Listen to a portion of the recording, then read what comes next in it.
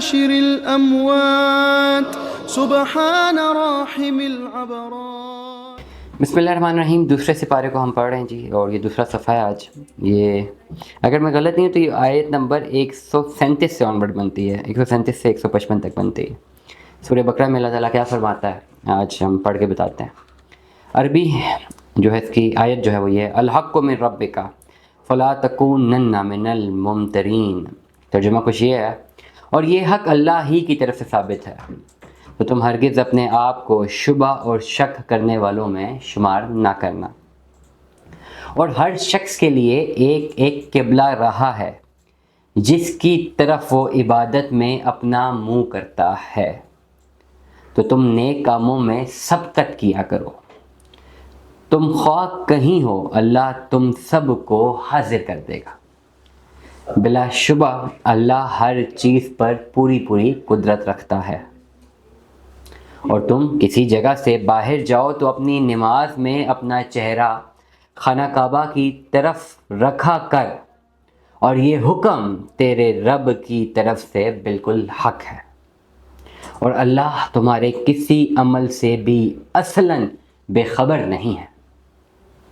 اور تم کسی جگہ سے بھی باہر جاؤ تو اپنا چہرہ نماز میں مسجد حرام کی طرف ہی رکھا کرو، اور تم لوگ جہاں کہیں بھی ہو اپنا چہرہ تم نماز میں اسی طرف رکھا کرو، تاکہ مخالفین کو تم سے گفتگو کرنے کی مجال نہ رہے، مگر ان میں جو ظالم ہیں، تو تم ان سے کوئی اندیشہ نہ کرو، لیکن مجھ سے ڈرتے رہا کرو، تاکہ میں تم پر اپنا انعام پورا کروں، اور تاکہ تم راہ حق پر قائم رہو۔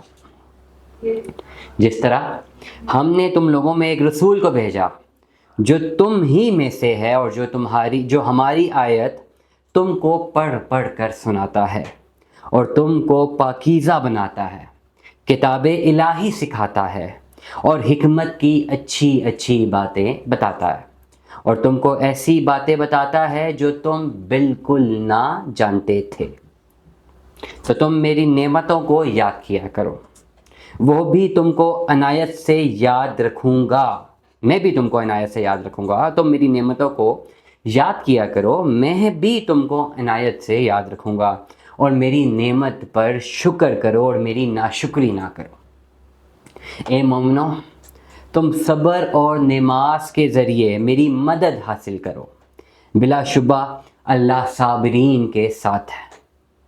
جو اللہ کے راستے میں قتل ہو جاتے ہیں تو ان کے بارے میں یہ نہ کہا کرو کہ وہ مردہ ہیں، بلکہ وہ تو ایک معزز اور ممتاز حیات کے ساتھ زندہ ہیں، لیکن تم اپنے ان حواس سے اس زندگی کا ادراک نہیں کر سکتے۔ یہ بڑی زبردست بات ہے کہ جو لوگ اللہ کے راستے میں قتل ہوتے ہیں وہ مردہ نہیں، وہ شہید ہیں، وہ زندہ ہیں، اور تم اپنے حواس سے، مطلب تمہارے میں اتنی سکت نہیں ہے کہ تم اس بات کا ادراک کر سکو۔ اور ہم تم کو آزمائیں گے، کبھی خوف سے، کبھی بھوک سے، کبھی مال میں نقصان سے، کبھی جان کے نقصان سے، کبھی پھلوں میں نقصان سے وغیرہ۔ اے نبی صلی اللہ علیہ وآلہ وسلم، تم بشارت سنا دو صابرین کو کہ جب ان پر کوئی مصیبت آتی ہے تو کہتے ہیں کہ ہم تو اللہ ہی کی ملکیت ہیں، اور ہم اسی کی طرف لوٹ کر جانے والے ہیں، اور صابرین ہی تو ہیں جن کے اوپر ان کے رب کی طرف سے خاص رحمتیں ہوں گی، اور عام رحمتیں بھی، اور یہی تو اپنے اللہ کے راستے پر چلنے والے ہیں۔ میں دوبارہ پڑھوں گا، اور ہم تم کو آزمائیں گے۔ اللہ تعالیٰ فرماتا ہے قرآن میں، ہم تم کو آزمائیں گے، کبھی خوف سے، کبھی بھوک سے، کبھی مال میں نقصان سے، کبھی جان کے نقصان سے، اور کبھی پھلوں میں نقصان سے۔